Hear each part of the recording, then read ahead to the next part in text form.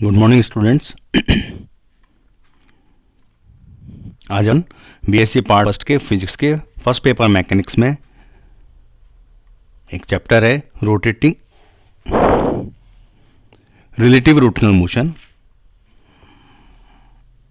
उसके अंदर एक टॉपिक है ट्रांसफॉर्मेशन ऑफ एक्सेलरेशन या त्वरण का रूपांतरण।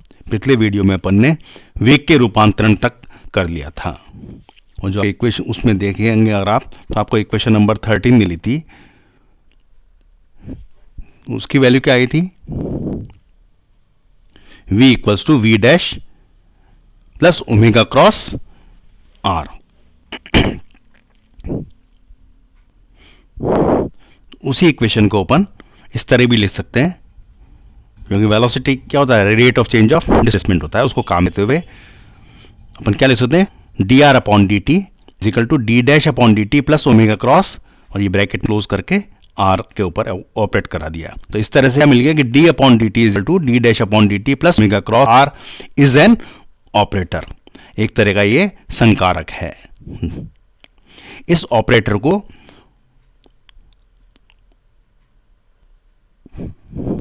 यदि वापस अपन इस ऊपर वाली इक्वेशन के ऊपर ऑपरेट करवा दें तो क्या लिख सकते हैं, A equals to D upon D T of D are upon D T is equal to D dash upon D T plus omega cross into D dash upon D T plus omega cross into are.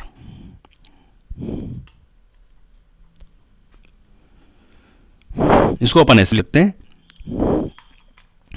A equal to D dash upon D T plus omega cross into D dash upon D T plus omega cross R. इसको इसके ऊपर operate करो तो क्या गया, A equals to D two are upon D T square is equal to, इस पूरे operator को इसके ऊपर ऑपरेट करवाएंगे तो अपन को देखिए किस तरह की टर्म्स मिलेंगे अलग अलग। D two are upon D T square, एक टर्म तो ये आएगी, दूसरी टर्म क्या आएगी,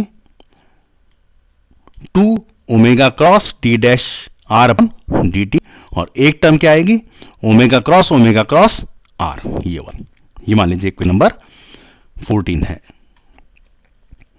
अब चूंकि जो आर निर्देश फ्रेम है निश्चित कोण वेग से घूम रहा है तो D omega upon D T का मान 0 होगा। ये अपन ने इसमें माना है।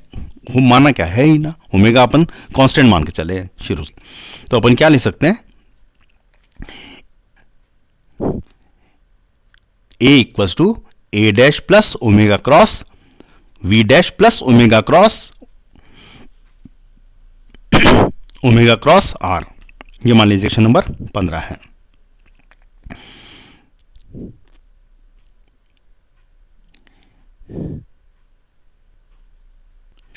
ए पर क्या है, ए डैश यहां पर क्या है, D dash two upon D T square. ये कौन सा है, रोटेटिंग फ्रेम ऑफ रेफरेंस में कण का त्वरण है ये। और two omega cross we dash क्या है, इसको अपन कहते हैं कोरियोलिस एक्सेलरेशन कहलाते हैं। और ओमेगा क्रॉस आर क्या है, अभिकेंद्री त्वरण या सेंट्रीपिटल एक्सेलरेशन कहलाता है। तो इक्वेशन नंबर 15 से अपन ये भी लिख सकते हैं, A dash equals to A minus two omega cross we dash minus omega cross R. ये मान लीजिए इक्वेशन नंबर 16 है। तो इक्वेशन नंबर 16 जो है दोनों निर्देश तंत्रों में कण के त्वरण के संबंध को दर्शा है। ठीक है, अब अपन तो यहां पर तो हो गया ये आपका त्वरण का रूपांतरण। बल के रूपांतरण की बात करते हैं। तो इक्वेशन नंबर 16 को यदि m यानी कि कण के द्रव्यमान से अगर गुणा कर दें तो हमको ये क्या प्राप्त हो जाएगा, m into a dash is equal m a minus two m omega cross we dash minus omega cross m into omega cross r. m into a dash को अपन ने एफ डैश लिख दिया, एम ए को अपन ने F लिख दिया, और ये एज इट इज लिख दिया।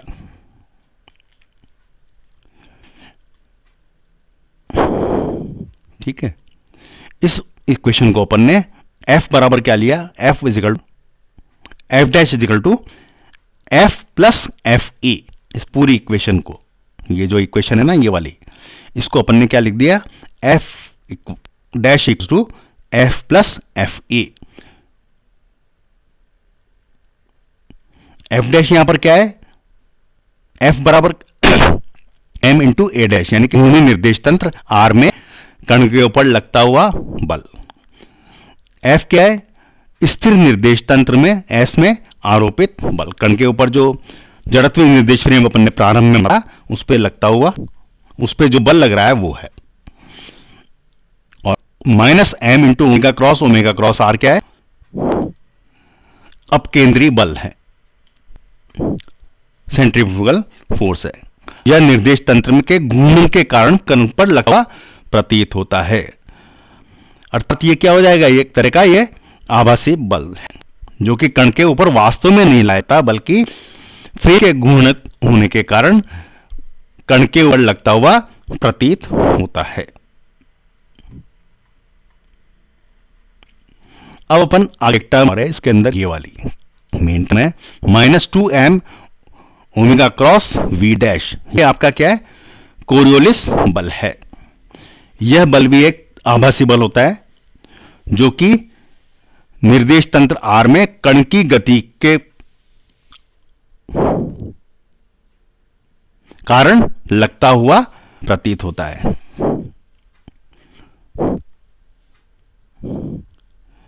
इसको ध्यान से पढ़िएगा। एक घूर्णी तंत्र आर में कण की गति के कारण लगता हुआ प्रतीत होता है, मतलब जो निर्देश फ्रेम घूर्णन कर रहा है उसमें प्रतीत होगा, साथ ही साथ कण भी उसके अंदर गतिशील अवस्था में होगा तभी प्रतीत होगा। अगर कण गतिशील अवस्था में नहीं है उसके अंदर तो वी डैश का मान 0 हो जाएगा, तो उस समय भी कोरियोलिस बल का मान 0 हो जाएगा।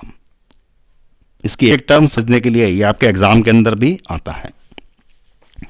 अब ये ओमेगा और वी डैश के मध्य कोण थीटा हो तो एफ सी इजिकल टू कितना हो जाएगा, Coriolis force is equal to f c is equal to minus 2m cross we dash omega into v dash into, या दोबारा मैं रिपीट करता हूं, f c is equal to minus 2m omega v dash sine theta n cap, जहां पर omega और we dash के तल के लंबवत जो एकांक सदिश है उसको अपन ने एन कैप से निरूपित कर रखा है। अब दो कंडीशन और डिस्कस करते हैं, यानी कि यदि ओमेगा और वी डैश परस्पर लंबवत हों तो थीटा का मान कितना हो जाएगा, 90 डिग्री, ठीक है। और साइन 90 इजिकल टू कितना है, 1।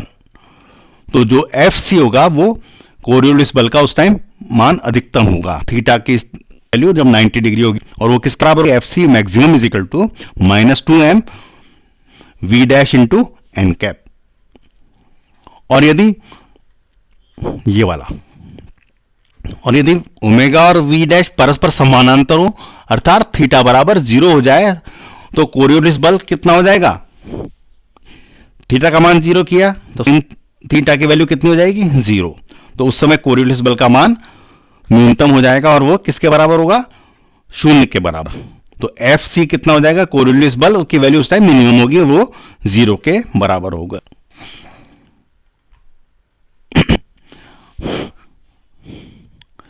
तो यदि कण पर कार्यरत बल का मान वास्तविक बल व आभासी बल दोनों के सदिश योग के तुल्य किया जाए तो अजड़त्वीय घूर्णी निर्देश तंत्रों में भी पिंड की गति न्यूटन के नियम के अनुसार ही होगी, अपन ये कह सकते हैं।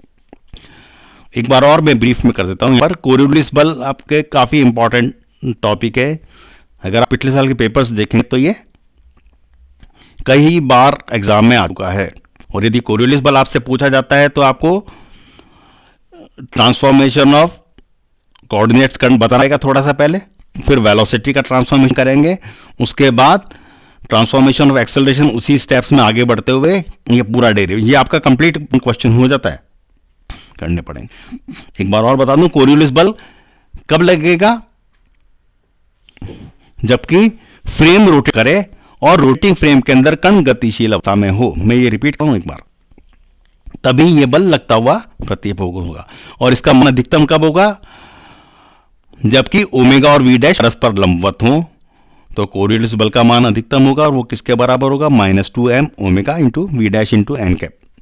और इसका मान न्यूनतम कब होगा, जबकि ओमेगा और वी डैश परस्पर समानांतर हो, अर्थात थीटा का मान 0 हो, तो उस टाइम कोरियोलिस बल का मान 0 हो जाएगा।